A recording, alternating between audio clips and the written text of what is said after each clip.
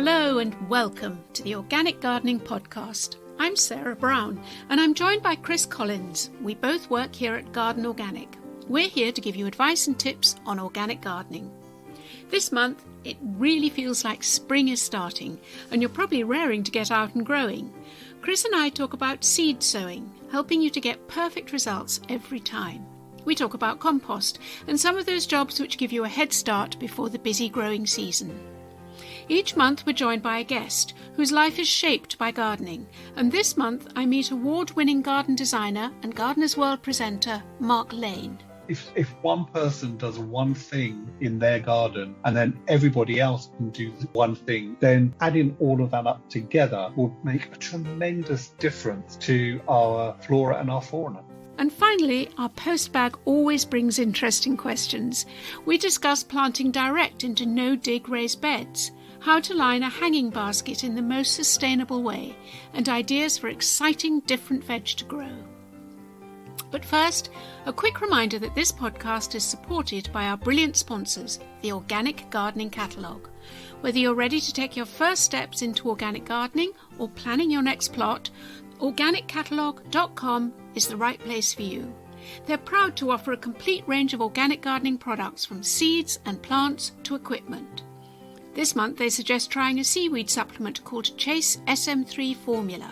It's a natural plant growth stimulant made from responsibly harvested seaweed. So shop online at organiccatalogue.com. And if you're a member of Garden Organic, you'll get 10% off.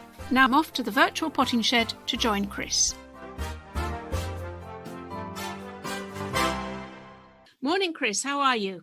Morning, Sarah. I'm very good, thank you. How about you? Oh, I'm just full of the joys of spring. I know, it's exciting time, isn't it? I really do wake up smiling at the moment. It's really nice. I couldn't agree more. There's something about spring. When it starts springing, you can hear it, you can see it, and you can smell it. Yeah, the smell is particularly poignant, I always find. As you just suddenly get that scent in your nostrils, don't you? And that feeling of familiarity, here comes spring again, like an old friend. I think this year, perhaps more than ever, because we've all been confined and locked down. And though the gardener in me is saying, be cautious because we've still got frosts and we've still got, winter weather to come, the human being in me says, oh, please, I want to get out. I'm loving it. Yeah, I think it is going to be more poignant, definitely. We've been through a strange year and nothing like nature to give you a lift, is there, Sarah? That's very true, Chris. That's very true. So what are you going to be doing this month? Well, it's all about the seed sowing, isn't it, really? I'm all prepped up for that. I've been on my allotment. It's been very wet down there, actually, because obviously we had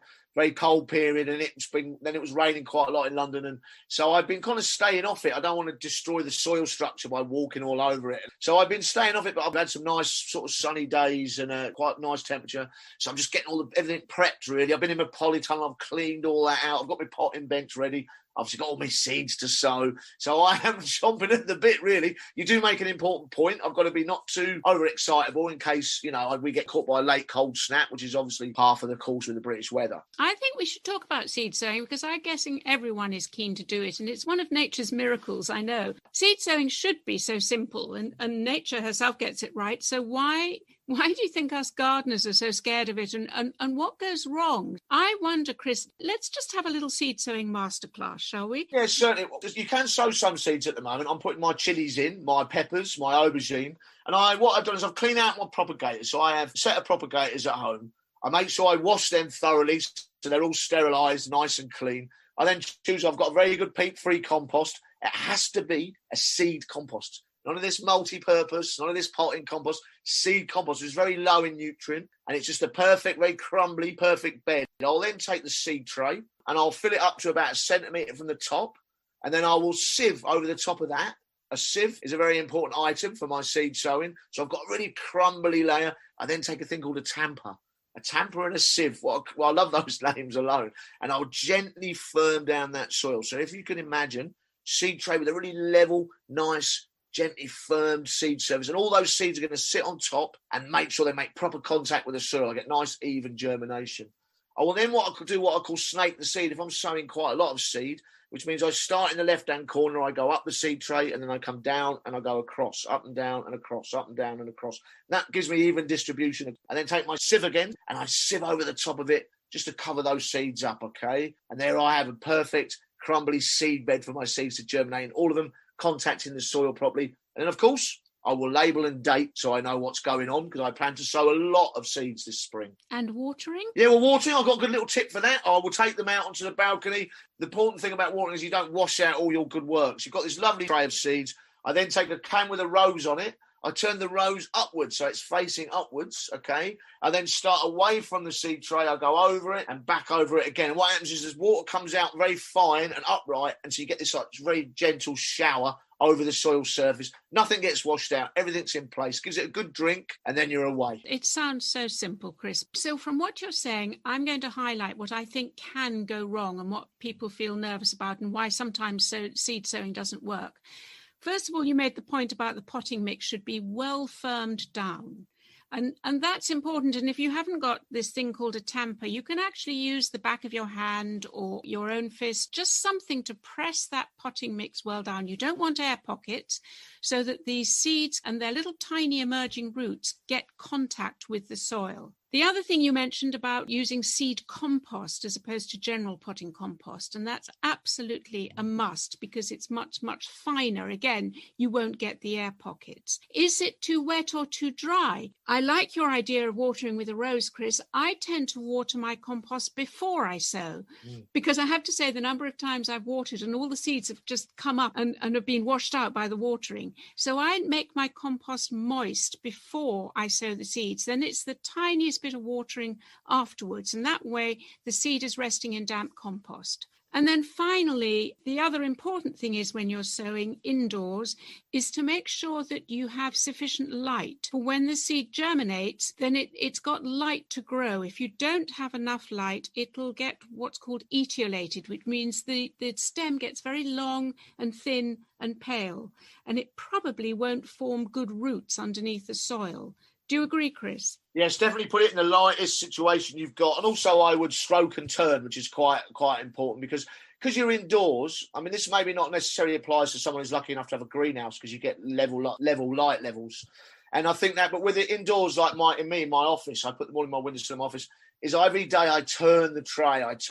So the ceiling isn't bending too far towards the light. I also run my hand over them to mimic the wind, etc. So I want a squat little, stocky little seedling before it gets pricked out and moved on. Have you tried making your own seed compost, Chris? What mix would you use? Well, I certainly have in the past. I would use leaf mould if I'm lucky enough to have leaf mould, which is a very precious commodity, by the way, and I'm making a load of it now. I would use that, and I'd probably mix it with a bit of silver sand. The reason I'd use leaf mould is because it's very low in nutrient. You don't want a nutrient-rich soil with seeds. They'll put on too much soft growth. You'll get into difficulties. So if you can't make your own leaf mould, then always choose a peat-free seed compost. Yeah, it's so important. Peat is important in bogs for wildlife, and it's important it stays where it is. It simply isn't necessary in the garden. So whatever compost you buy, whether it's seed compost, potting mix, or whatever, just make sure it's peat-free. I know it costs more, but it's worth it. They're your seeds, they're precious, they're your plants, they're precious. Spend that little bit extra. And peat-free is now really good quality, isn't it, Chris? If you buy it certainly is. It's come a long way. It's come a long way from where, I remember when it first came out, when I was working at Westminster Abbey, I went peat-free in it, and it was difficult because there just wasn't up to the standards, really, when you're growing on quite a big scale. But now there's no excuse. And it's interesting you mentioned the expense thing, because really, the amount of food I got off my allotment last year saved me hundreds and hundreds of pounds if I'd been going to a supermarket to buy it. So don't look at it as a false economy. Don't go, well, that bag's 10 quid cheaper than that bag, because that's not how it works. Even if you just get 5 tomato plants and a pepper plant, you will make that money up through the course of the season. So, I think we've said this a lot of times on here. The world isn't our pantry. We can't just keep helping ourselves to stuff every time we feel like it. We need to, it's a give and take game we have with nature, and we need to respect that. And taking peat out of the equation is an environmental disaster. We definitely know that. If you want further advice on growing seeds, on how to sow seeds and successfully, go to the Garden Organic website. We've got plenty of stuff there. We've got 6 steps to successful seed sowing, which sounds a little bit of a tongue twister, but have a look on the website. Compost. Let's talk about compost. It's the month for spreading compost, wouldn't you? It's your favourite job, isn't it? You love this compost spreading dates area. Yeah. too, again. It's a miracle. It's a minor miracle, compost. It really, well, not a minor, a major one. There's something about it, you never kind of get your head around it fully, do you? That you take this, what would look like no use to anyone material and turn it into this wonderful black gold. It really is special. I think what I love about it and what I understand more and more is it's the life within it. We tend to talk about compost as if it's a sort of inert thing, but there is so much life in a compost heap. There's the worms, there's the springtails, there's the microbes, the fungi. All this extraordinary soil life is going on in the compost heap. And if you add it to your own soil, then you get this lovely, lovely equation, this transfer, this generosity, that this life will process the compost and release the nutrients which your plants can then take up through their root systems. It's love incredible. It is, and also you just pointed out there, they're doing all the work for us. All we got to do is put it together, and then it does all the work for us. And it's just that little miracle of nature and it just makes everything grow so much better. That soil health is the key to successful growing. And people quite rightly talk about the wildlife in your garden and encouraging the wildlife. And I always think, yes, and that includes the life in your soil. That's wildlife as well. Absolutely. It all counts. Is that expression, isn't it? There's more life in a tablespoon of soil than there are human beings on the planet. That's how alive it is. It's quite an incredible little statement, that, isn't it? Yeah, it's great. So I'm going to be emptying. I've got 3 heaps. I live in luxury, I know. I have the space to have 3 heaps, but I'm going to be emptying one of them definitely out onto the soil and roughly turning it in to prepare the soil for growing. If you have one of those green Daleks, as I call them, probably now would be a good time to completely empty it out. You've probably got some well-rotted compost at the bottom of it. Use that to spread on the soil.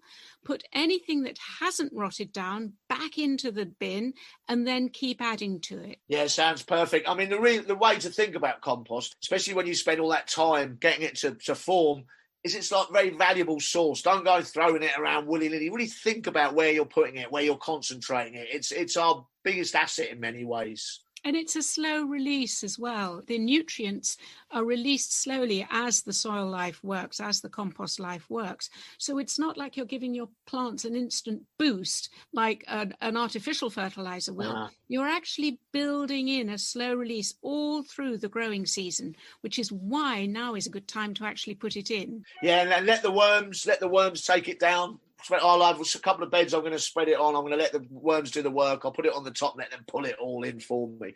You don't, in a way, I mean, I love to dig because I've always been someone who's dug all my life as a gardener, but really the worms will do the work for you. There's another thing that's quite a good organic principle and to do with pests and diseases is as the soil warms up, it's a good idea to hoe around fruit trees and bushes and leave the soil exposed for a few days, because in that soil will be all the little, what's the word I'm looking for? Like larvae, like leather jackets and things like that. Yeah, all those little sort of potential root-eating pests. Yeah, all those little larvae will be grubs. That's the word we're looking for. If you expose them, then the birds will come down and eat them. So just leave the soil exposed for a few days, and then by the end of the month, start mulching it with compost. That way, you'll also be suppressing the weeds which would be growing up around your fruit trees. Brilliant. I've had a little victory on my allotment, actually, because of people either side of me. They have apple trees. I think they normally spray them, but I persuaded them to put up a load of bird boxes and bird feeders instead, because I think that could do a bit of control for them. That's better. Yeah. Well, aphids will be out and about this month, and yep. The big word on aphids is don't panic. Don't get those artificial toxic poison sprays. You don't know what you're killing with them. Leave the aphids, not least because there's every chance that you've got a family of blue tits nearby who would depend upon those aphids to feed their babies. Yeah, that's right. Your problem is somebody else's dinner, I always think. So yeah, if those blue tits do the work. Yeah. Chris, I always turn to you when we talk about lawns, but I'm guessing this is the month that you start looking at the lawn. It certainly is. I mean, there's some quite big operations, sort of late March, I would certainly be looking at it. You'll probably find it's been quite a wet winter in London. There's a lot of clay here. It might be looking a bit sorry for itself at the moment. So it's a good time to maybe run a scarifier over it. If it's just a small area, you can use what's a lawn rake. And all you're kind of doing then is taking out all the dead thatch that lies underneath the live grass. And that also kind of breaks the stolons. Grass move around by underground stems. you put a scarifier over it or a lawn rake, it breaks those stems, you get new crowns falling, it thickens up the sward. It's also good if it's been wet, maybe just to spike it, just to get the fork into it, aerate it a little bit. And then I would buy yourself a bag of ryegrass seed if you've got a family garden that everyone uses. Big bag of that, and overseed it as well and thicken it up that way too. It might start putting on growth. I think that grass is always a good indicator of soil temperature. It's the first plant to really start moving. If it gets above 5 degrees temperature of the soil, grass will grow. So you might find that after all that operations, you get a spurt of growth. Just tip it off the first cut. Don't cut it too low, and make sure you're thickening that sward out all the way. Great. Thank you, Chris. So I guess to sum up, what I would say this month is, first of all, yes, get sowing on your seeds. Not outdoors yet, because the soil is still too cold. But if you've got a greenhouse, polytunnel, or even just a kitchen window, get sowing. It'll be so satisfying. You mentioned about the ground being wet. It's been ridiculously wet in lots of parts of the country. Take care not to walk on the soil. You will compact it. You'll press it down, this wet soil. Keep off it as much as you can. And thirdly, we know that spring is springing, but be wary. As a gardener, be wary, because frost is always around the corner in March. It certainly is. I think the other thing I like to do, because I want to get ahead, is I will choose a couple of beds on the allotment, which I'll grow all my fast crops in, my salad crops, my radishes, all those things I really love. I'll put fleece down. I'll pin them some fleece down with some tent pegs over those areas, just to encourage that soil to warm up a bit by the end of this month. Chris, talking of your allotment, you were going to have a border all down one side, weren't you, with flowering plants? Yes, I am. I've started on that. I've got quite a lot of sort of helianthus and those sort of perennial herbaceous plants. But I'm also going to add summer flowering bulbs in. I want to make sure they're organic, so I have a little bit of a challenge, because they'll probably come from overseas, probably from Holland. But I'd love to get some hemicaulis, that kind of stuff. And having those flowers alongside your veg patch is a brilliant way to attract pollinators, bees, hoverflies, butterflies. It's a corridor, isn't it? A pollinating corridor. I have a feeling we're going to be talking more about that next month, because that's when insect life really comes to town. Yeah, it really starts to get going, yeah. In the meantime, enjoy yourself, won't you? Yes, I will. It's a really nice, it's got outside time, it really is, isn't it? Think about seed sowing. Yeah, we all deserve it. Cheers, Sarah. Bye, Chris. And now I have great pleasure in introducing our guest this month. Mark Lane was awarded Garden Designer of the Year, and his work is testament to great skill with planting schemes, but also how to bring organic principles into garden design. He works tirelessly as an ambassador for horticultural charities. I so enjoyed meeting him, albeit down the line, and for this I have to apologise. Our internet connection was poor, and you may struggle with the blips in the online quality. I am so sorry. Please stick with it. Mark is an inspirational gardener and grower. Hello, Sarah. How are you? I'm very well, thank you, and it's a delight to talk to you. It's sunny outside the window with me. I hope it is with you as well. It's a gorgeous day. Mark, you're well known as a Gardener's World presenter with all your writing and your presentation and your media presence. But can we go back to the beginning and talk about what brought you into the garden in the first place? Right back to your early years, if you want to. Yes, of course. I suppose my real love of gardening really came from my grandparents, like I think so many people. Yes. And my paternal grandparents, they had a large garden in Lancing. And my grandfather used to have a very large vegetable area at the bottom end of the garden. And he taught me all about feeding the soil and about not using any type of chemical whatsoever. Oh, splendid. Which was, tremendous to learn that right at an early young age. So I used to follow him around with a little blue truck, and he taught me how to sow seeds. He taught me how to tie in plants, how to deadhead, and just generally care and nurture for them. And then my grandmother, she was actually a flower arranger. She taught me how to put colours together and textures.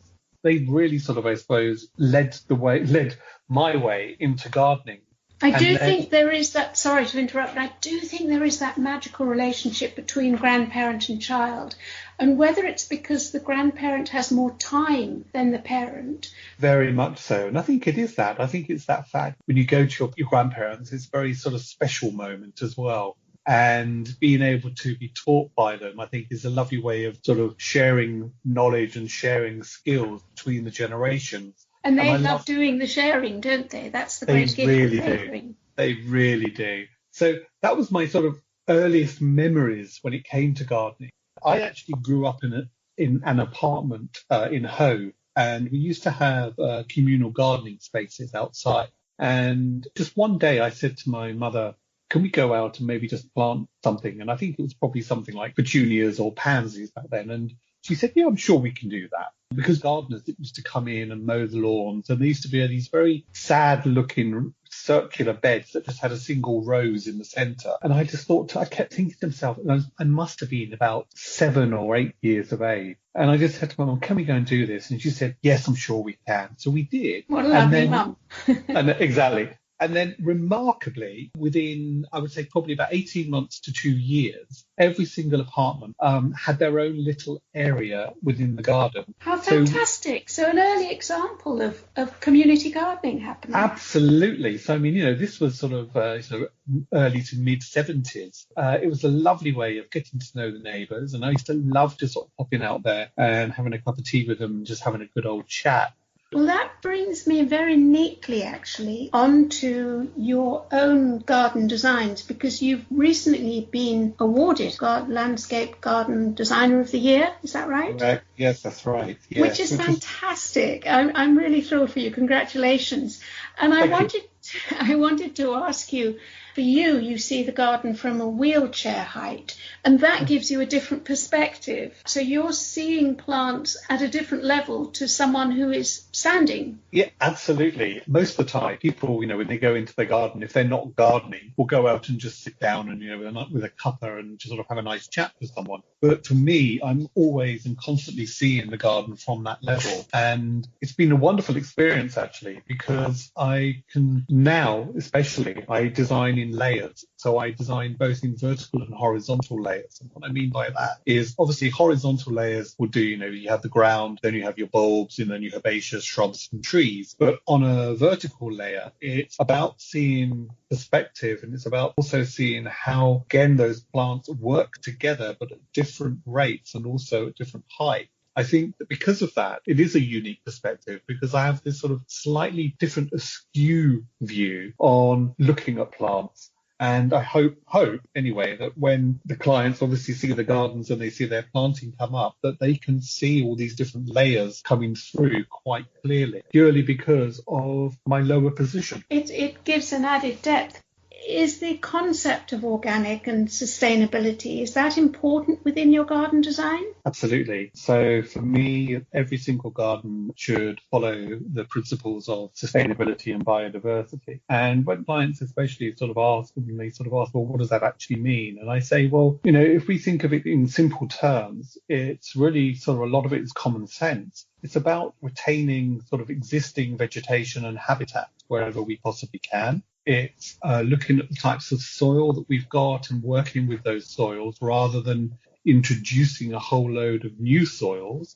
It's about planting possibly new trees. It's about sort of targeting the specific species that we can attract to your garden, and also about sort of creating new habitats and sort of wildlife and friendly planting. As soon as you sort of say those sort of things and the clients really get it, and of course, it then goes on to the, about caring for the garden and for years to come, and the whole thing about, don't throw away all of your garden waste, turn it into the most wonderful thing, garden compost, and add it back to the garden. And then at the same time, have a little bit of a wild area which can attract wildlife. But do you find you ever get kickback from a client who wants their garden to look immaculate, rather like they like their house to look immaculate, especially if they've got guests coming, and they don't want to have something left more relaxed for the sake of wildlife and habitat? No, absolutely. I mean, there are clients like that. And I would always say to them, well, there are ways that we can deal with that. And obviously we can have lovely clipped hedging. We have a nice mixture of different types of hedging. Then that's going to attract different types of wildlife into the garden. And then also, how about sort of introducing more plants with flowers, with open flowers, so we can attract the bees and the pollinators. I think you can have both, but you can have it a bit more wild and a bit more naturalistic. But you can also have it really sort of clipped and manicured. It sounds really thoughtful really thoughtful design work, Mark. I'm impressed. Do you detect that there's a trend towards this sort of gardening more? Yes, there is, definitely. I mean, naturalistic planting has been, it's been increasing, especially over the last 5 or 7 years. I think more clients, obviously, with the way that everything has been going on, especially from, David Attenborough films with regards to plastic and the environment, and people are getting more tuned into this. And they're realizing that we have been destroying our planet. And just by doing something in our garden can make a difference. If one person does one thing in their garden and then everybody else can do one thing in their one garden, then adding all of that up together will make a tremendous difference to our flora and our fauna. I agree. And programs like Gardener's World, which I know you often present, yeah. I've noticed very much the trend there towards a more thoughtful, relaxed style of gardening, which again puts wildlife at its centre. Very much so. Yeah, very, very much so. I think it's organic without actually saying the actual word organic, isn't it? It is. It's exactly that. And I think the fact that, no longer are we seen on the television spraying things with horrible pesticides and insecticides, and we are literally working from the soil upwards. It's very much the way we work at Garden Organic as well, is that even if you don't feel that you've gone deep green organic, so to speak, we are there to help you and just introduce certain things that will move you towards that understanding of how important nature is in your life. Now, you talked about your own personal green pill, I think you call gardening and being out and about. Do you want to explain that one to me? Yeah, well, yeah, I mean, it's, after my accident, I had a long rehabilitation period, and I was very, very fortunate that where I was the Royal National Orthopaedic Hospital at Stanmore. There was a horticultural therapist. She, even sort of during my very darkest times, she made me realise that I could still garden and I could still get out there and enjoy myself. And that sort of stuck with me, even to today, whenever I'm feeling a little bit stressed or I just want to go out and feel a bit more relaxed, then I go and take my green pill and literally just go outside. And for me, it works wonders. My shoulders drop, my breathing slows down, my heart rate slows down. I feel less anxious. And before I know it, my mind is wandering off and I'm thinking about different things to what I was thinking about before. And I think for me, we all need a little bit of a green pill every now and then.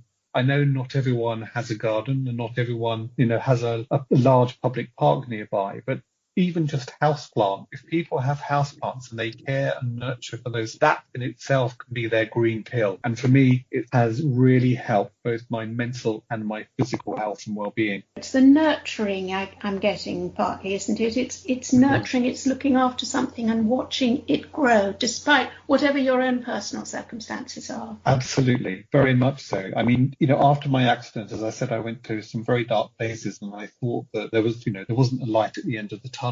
I think what it is with gardening and with growing plants, there's sort of a synergy, I suppose, with our own life cycle. Because of that, you sort of really care for these plants and nurture them because eventually, they will die, and we know eventually that we will die. It's about that whole cyclical environment, I suppose, and it's that sort of biophilic need for us to be around nature. I think there's also quite an interesting link with the sense of the delayed gratification, if I could call it that.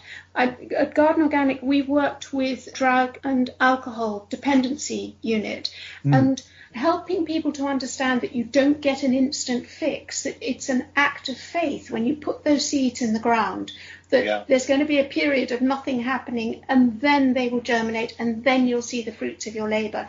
And that's very meaningful to someone who is dependent on the instant fix of drugs or alcohol. Yes. It's learning to take the natural rhythms, as you referred to, and beginning to adapt to that. Yes, very much so. That's very, very true. And you also act as an ambassador, I see, for a number of horticultural charities. You feel very determined. I get the impression that you want people who have disabilities of whatever sort to be able to access and enjoy horticulture and gardening. Very much so.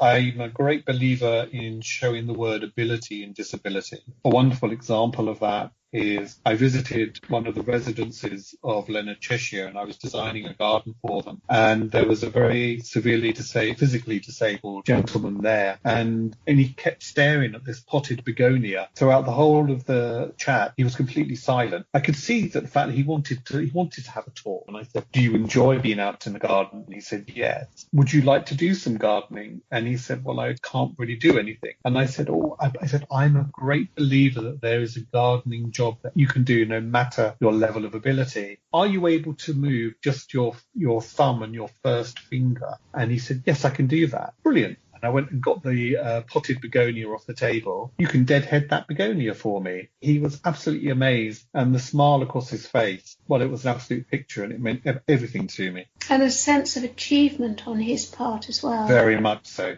Very much so. What do you think about the numbers that have taken up gardening in the past year to do with COVID and lockdown? It's exciting, isn't it? I think it's incredible. I mean, there was a piece of research that came out, I can't remember who it was, and they said 6 out of 10 households now do more gardening, active gardening, than they have ever done before lockdown.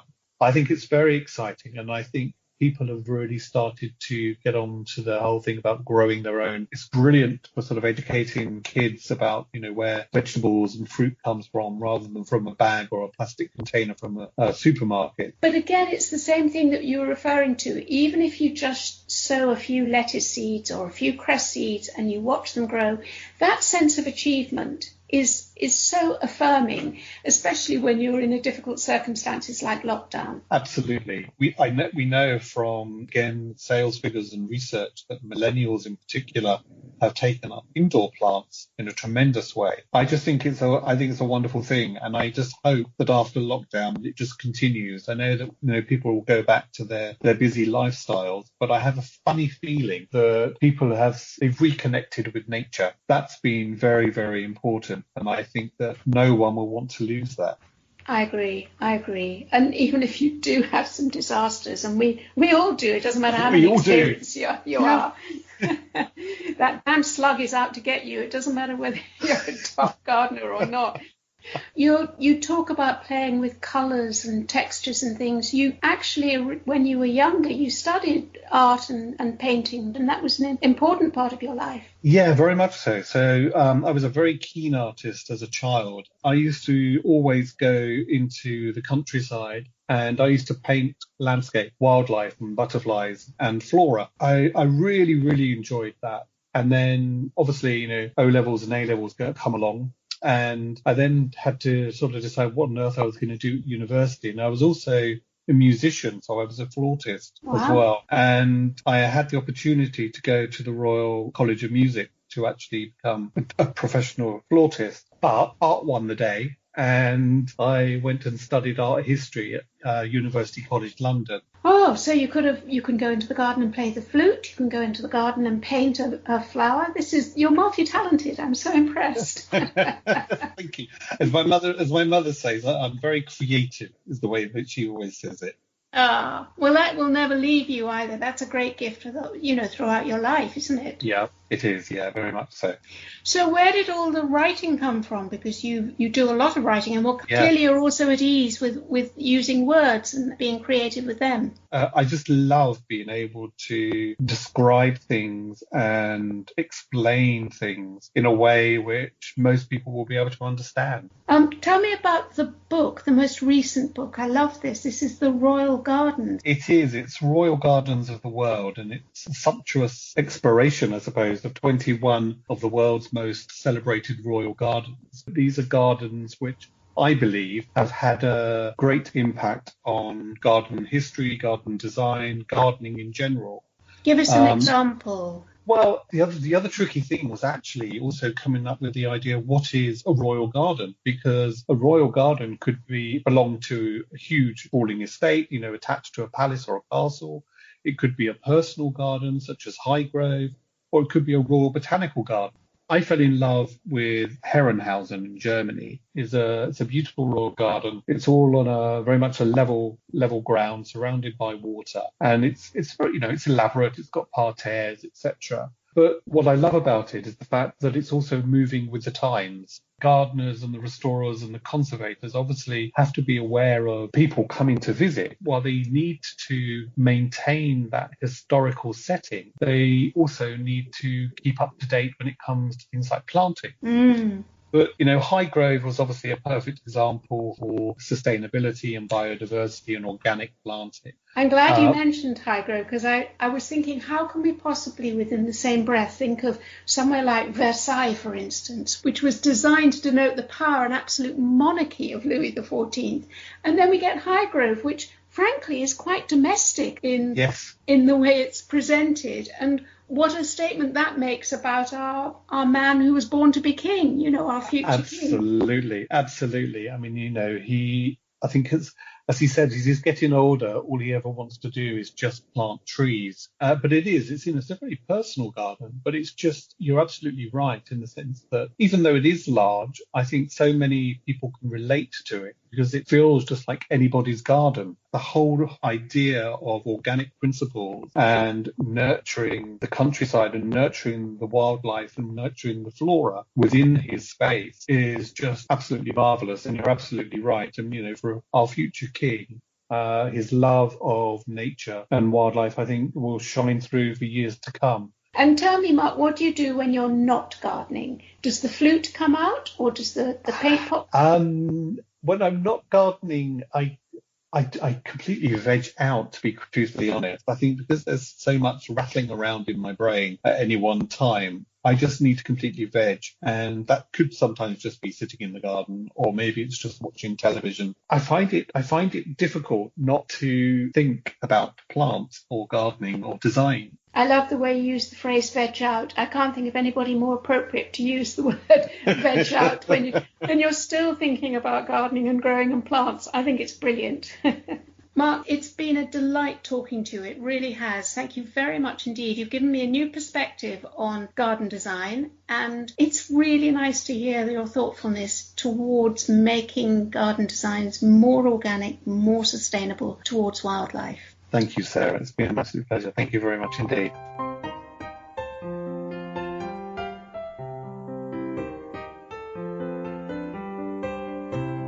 And now it's time to open the post bag, and I'm joined by Chris, Hannah and Anton. Hi, everybody. Hello. Hannah, what have you got for us? Okay, so last autumn I created 2 raised beds for growing veg. They're now full of compost as I didn't have much soil, and it's a mix of my own homemade compost and some old bags. Is it okay to plant straight into them? Anton, what would you recommend? Okay, depends a little bit on the state of your home compost. You really want to make sure that it is well rotted down. And the way to tell that is really, was it cool when you took it out? And are there any sort of recognisable pieces in there? Can you still see sort of bits of orange peel or Brussels sprout stalks in there? Because you don't want to be planting into compost that hasn't finished rotting down. Home compost is slightly different to your bagged compost. Bagged sort of multi-purpose compost has been sort of specially formulated so you can plant into it. It's a mixture of bulky materials and nutrients, so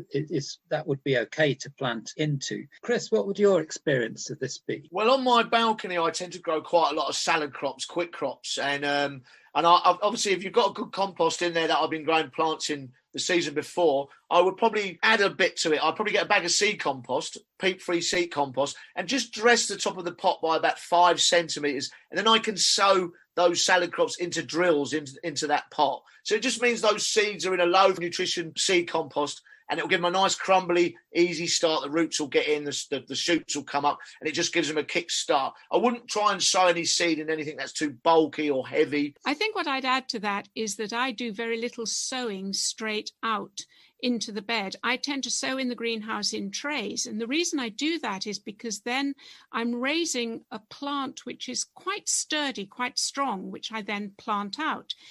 And because of that, that plant is probably going to be able to withstand pests and diseases better. So if you've got a raised bed full of homemade compost, the chances are you've got a raised bed full of slugs and snails.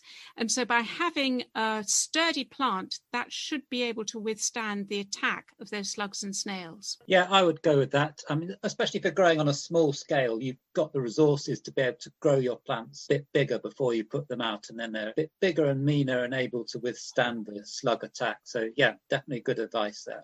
Great, thank you. So moving on to our second question, what do you advise for lining hanging baskets to plant flowers and herbs? And is there a way to avoid using plastic? Chris, what would you say? Yeah, well, I'm a big hanging basket man, as you know, on my balcony. They're a great way to increase the volume of space I have to grow plants, and I wouldn't be without them.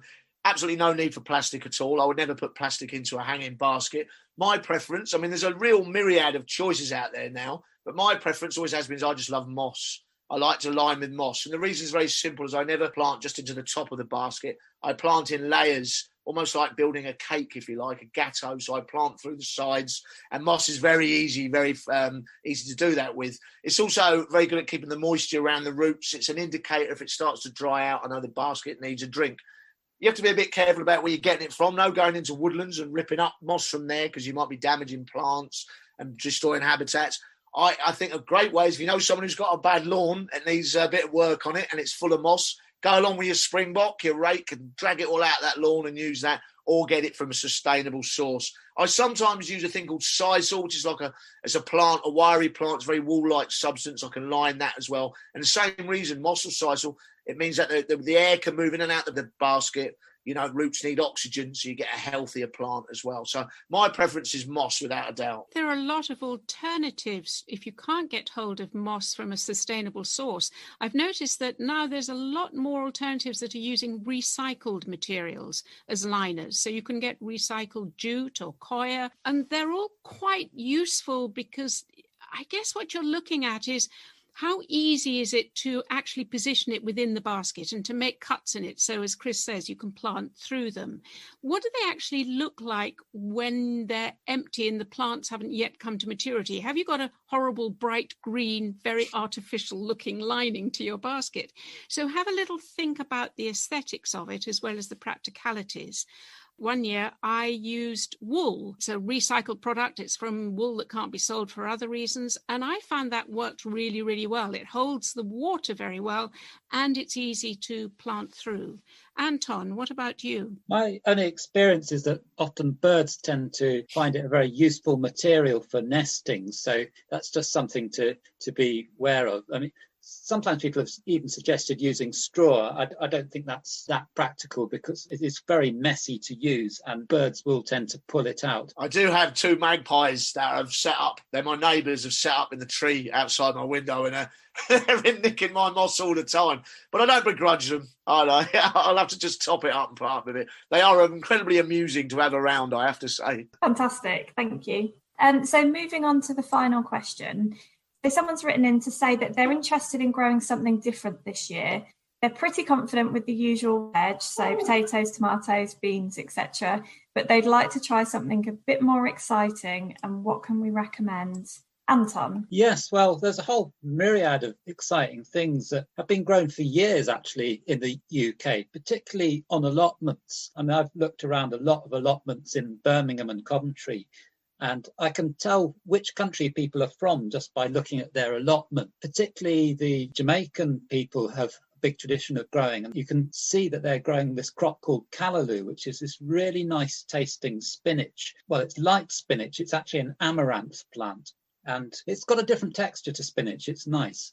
Also, you see a lot of Bangladeshis and Indians growing on allotments. Things you often see them growing are fresh chickpeas. They grow them for the green chickpeas, which you really can't get in the shops. And in slightly warmer sheltered places, they grow a thing called a doody. We know it as a bottle gourd. It can grow to the size of a small child, but it's also nice when it's eaten at a bit of a smaller stage. It's really nice in curries. You can also even make a pudding out of it. It's called halva. It's not like the Greek halva, but it's that you grate up this gourd and you add sort of lots of sweet things and it comes out like rice pudding. So there's all sorts of exciting things, but I'd particularly, if you're just looking for one thing, I'd go for the green chickpeas because they're really tasty. Anton, how do you spell a doody? Lots of different ways because it seems to be a loose translation. It's often spelt D-U-D-I is one way. Sometimes it's got an H in various places as well. I've even seen it spelt with 2 O's. The Latin is Laganaria siceraria if you want to look it up. Well, there you go for your internet searches. And is it easy to get hold of seed for these plants? I quite like the idea of growing a doody. Is it difficult to get hold of the seed? No, you'll find it even in quite a lot of the common seed catalogues now. It's often just known as bottle gourd as well, so you'll see it in all sorts of places. A lot of these varieties are also in our heritage seed library. Unfortunately, it's closed for orders this year now, but in the future, it's a good place to look because these have been grown by UK growers and they've saved the seed over quite a long time. So they've got a good track record of growing in the UK. What would you recommend, Chris? Yeah, well, I'm going to come inside for my choice, and it's not edible, but it's one of my great garden challenges, and I love a little plant, tiny little plant called a lithop, or the living stone. In fact, a few years ago, no one had heard of them, but they seem to be now getting trendy with this big wave of houseplant growing, which is a great thing. They come from South Africa, and they're called living stones, and if you see one, you'll see why. It's a tiny little succulent, used as a mottled surface, has very, very beautiful flower, if you can get it to flower as well, like composite type flowers. But it is incredibly sensitive to overwatering. So I have a few in my window. I have 4 in my window this year, and I haven't watered them since October. I've literally let them sit there.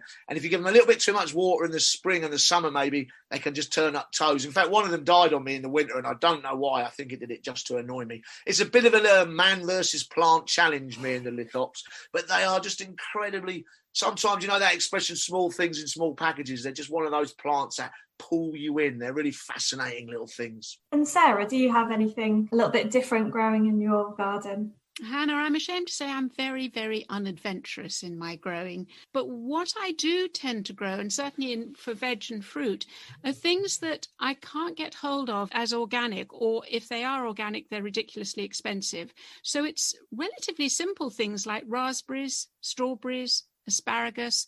These are all things that are hard to find in the shops as organic, and the pleasure of picking your own just can't be beaten. Fantastic. That's brilliant. Thank you. Okay, so I think that's all for this month. Thank you very much, guys. Have a lovely springtime in your garden, your allotment, your balcony, wherever, and see you next month. See you later. Have a good day. Thanks, Sarah. Bye-bye. Bye. Bye-bye. Bye. Sadly, we've come to the end. I hope you've been inspired to get going on this year's organic growing journey. After our winter confinement, it's lovely to see the days getting longer and to hear the birds sing. Never has the natural world felt more precious. Next month, Chris meets one of the country's top entomologists, Dr. Ian Bedford. It's a fascinating discussion all about the role of insects in the garden. And if you like our podcasts, be sure to press subscribe. Then you won't miss an episode. And write us a review. It won't take long, and we'd love to hear your thoughts. Don't forget, there's loads of information on the Garden Organic website, www.gardenorganic.org.uk, about all of the topics we discussed today. And why not head over to the organiccatalogue.com for all your seeds and gardening needs. Bye for now. Our thanks to Kevin MacLeod for providing the music.